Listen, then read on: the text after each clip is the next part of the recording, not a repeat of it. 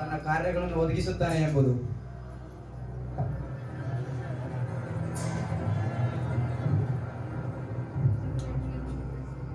ಮೊದಲಿಗೆ ಧೂಮಪಾನ ಎಂಬ ಒಂದು ಅಗಾಧವಾದ ಶಕ್ತಿಯಿಂದ ಅವಳನ್ನು ಬಂಧಿಸುತ್ತಾನೆ. ಯಾವುದೇ ಕಾರಣಕ್ಕೂ ದೇವರೊಟ್ಟಿಗೆ ಅವಳ ಸಂಬಂಧ ನೆರವೇರಕೂಡದು ಎಂಬ ಒಂದು ಮನಸ್ತಾಪದಿಂದ ಸೈತಾನನು ಅವಳನ್ನು ಹಿಂಸಿಸುತ್ತಿರುತ್ತಾನೆ.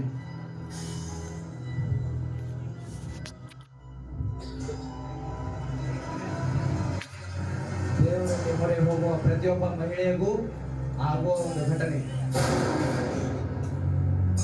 ಅನೇಕ ತರಹಗಳಿಂದ ಸೈತಾನನು ಅವಳನ್ನು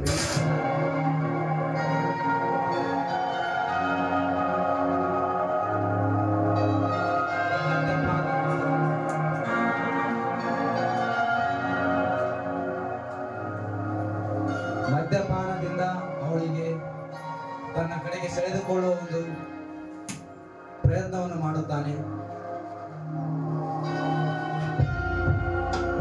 ಹಾಗೆಯೇ ಸಿಗರೆಟ್ ಎಂಬ ಒಂದು ಧೂಮಪಾನ ಆರೋಗ್ಯಕ್ಕೆ ಹಾನಿಕರವಾದ ಒಂದು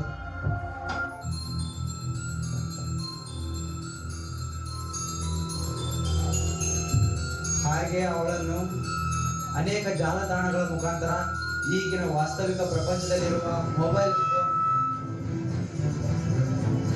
ಕಾಲಿನಲ್ಲಿ ಅವಳಿಗೆ ನಿವೃತ್ತವಾಗುವಂತೆ ಮತ್ತೆ ಹಾಗೆ ಫೇಸ್ಬುಕ್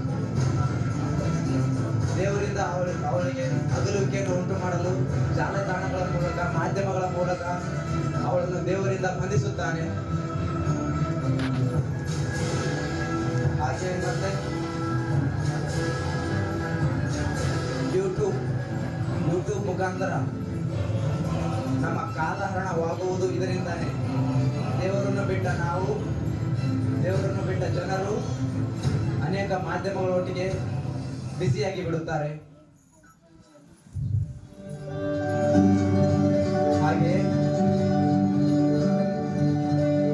ಇನ್ನೊಬ್ಬರೊಟ್ಟಿಗಿನ ಸ್ನೇಹ ಮತ್ತು ಪ್ರೀತಿ ಎಂಬ ಸಲಹೆಯಿಂದ ಇನ್ನೊಬ್ಬರೊಟ್ಟಿಗೆ ಹೋಗಿ ದೇವರನ್ನು ಮರೆತ ಮಹಿಳೆಯು ತನ್ನ ಜೀವಿತವನ್ನು ಬದಲಾಯಿಸಿಕೊಳ್ಳುತ್ತಾಳೆ. ದೇವರನ್ನು ಮರೆತು ಬಿಡುತ್ತಾಳೆ. ಸೈತಾನನು ಅವಳಿಗೆ ಅನೇಕ ರೀತಿಯಿಂದ ಬಾಧೆ ಪಡುತ್ತಾನೆ.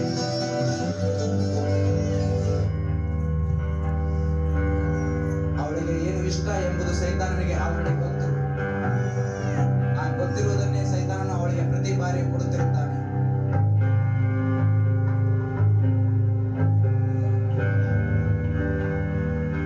ಎಲ್ಲ ಕಡೆಯಿಂದಾನು ಆ ಮಹಿಳೆಗೆ ಹಿಂಸೆ, ನೋವು, ನೆಮ್ಮದಿ ಇಲ್ಲದ ಜೀವನ ಉಂಟಾಗುತ್ತದೆ. ಅನೇಕ ತೊಂದರೆಗಳಲ್ಲಿ ಆ ಮಹಿಳೆ ಗೊಂದಲದಲ್ಲಿ ಸಿಗಾಕಿಕೊಂಡು ಏನು ಮಾಡಬೇಕೋ ತೋಚದೆ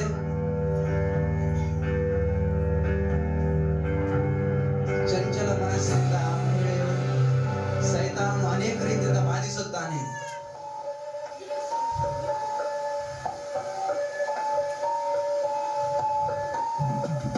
ಭೂಲೋಕದಲ್ಲಿ ನಡೆಯುತ್ತಿರುವ ವಾಸ್ತವಿಕ ಸತ್ಯ ಅವಳಿಗೆ ಅನೇಕ ರೀತಿಯಿಂದ ಧೂಮಪಾನ, ಮದ್ಯಪಾನಗಳಿಂದ ಅನೇಕ ಜಾಲತಾಣಗಳ ಮಾಧ್ಯಮಗಳ ಮೂಲಕ ಅವಳನ್ನು ಬಾಧಿಸುತ್ತಾನೆ. ಆದರೆ ಆ ಒಂದು ಮಹಿಳೆಯು ದೇವರಲ್ಲಿ ಮೊರೆ ಹೋಗುತ್ತಿರುವಾಗ ಸೈತಾನನು ಯಾವುದೇ ಕಾರಣಕ್ಕೂ ಅವಳನ್ನು ಬಿಡಲಾರದೆ ಅನೇಕ ರೀತಿಯಿಂದ ಅವಳನ್ನು ಬಾಧಿಸುತ್ತಾನೆ. ಯಾವುದೇ ಕಾರಣಕ್ಕೂ ಬಿಡಲಾರದೆ ಮಹಿಳೆಯು ಪ್ರಯತ್ನಿಸುತ್ತಾಳೆ ನಾನು ದೇವರೊಂದಿಗೆ ಹೋಗಲಿಕ್ಕೆ. ಆದರೆ ಸೈತಾನನು ಯಾವುದೇ ಕಾರಣಕ್ಕೂ ಬಿಡಲಾರ.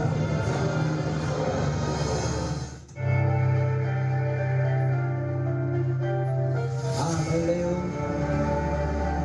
ದೇವರ ಆಶೀರ್ವಾದ ಪಡೆದುಕೊಳ್ಳುತ್ತಿರುವಾಗ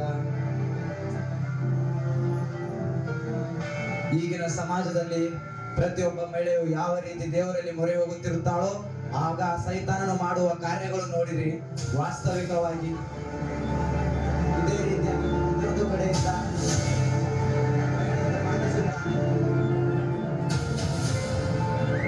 ಅನೇಕ ತರಹಗಳ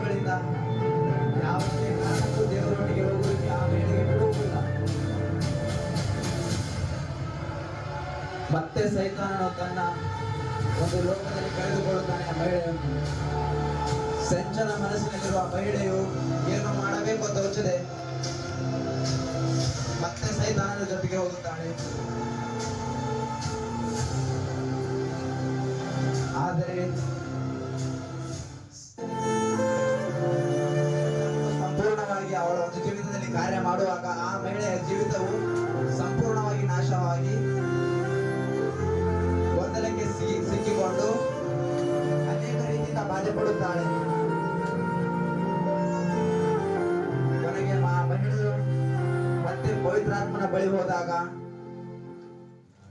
ದೇವರು ಅವಳ ಮತ್ತು ಅವಳ ಕುಟುಂಬದ ಸುತ್ತಲೂ ಪವಿತ್ರಾತ್ಮನ ಶಕ್ತಿಯ ಬೇಲಿಯನ್ನು ಹಾಕುತ್ತಾನೆ. ಆಗ ಯಾವುದೇ ಸೈತಾನನ ಕಾರ್ಯಗಳು ಅವಳಲ್ಲಿ ನಡೆಯುವುದಿಲ್ಲ.